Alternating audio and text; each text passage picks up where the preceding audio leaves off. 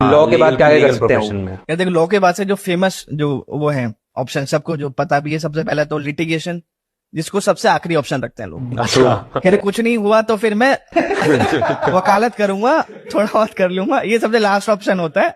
सबसे पहला option judiciary, कि भाई जज की तैयारी करेंगे, जुडिशरी जो हमारी, जो कि बहुत टफ होता है। डिस्ट्रिक्ट कोर्ट से टफ है, लेकिन मेरे हिसाब से अगर आप बैठ के प्रिपरेशन करोगे तो चीजें इतनी कोई लिटिगेशन से आसान है। उसमें सालों तक आपको मेहनत करनी है, तो इसी डर से लोग जुडिशरी निकालते हैं।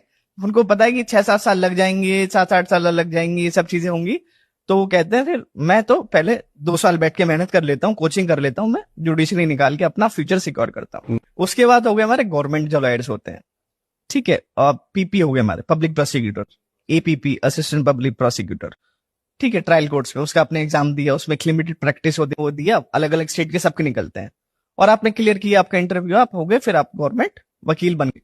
और इसके अलावा फिर और ऑप्शन हो गया एकेडमिक्स में, आपने एलएलबी के बाद एलएलएम कर ली, एलएलएम में आपने क्या किया कि अपनी एलएलएम क्लियर करके फिर एक नेट का एग्जाम होता है, वो क्लियर करके पीएचडी में एडमिशन लिया और आपने इंटरव्यू दिया, पहले असिस्टेंट प्रोफेसर लग गए, फिर आप परमानेंट हो गए, पढ़ाना शुरू कर दिया लॉ कॉलेजेस में, ठीक है। इसके अलावा बहुत सारे पीएसयूज में जॉब निकलती है लॉयर्स के लिए, ओएनजीसी हो गया, बहुत सारे बैंक में आपकी लॉ ऑफिसर की पोस्ट भी होती है, पीएसयू लॉ ऑफिसर्स, तो वो भी आपका वो एक सेफ ऑप्शन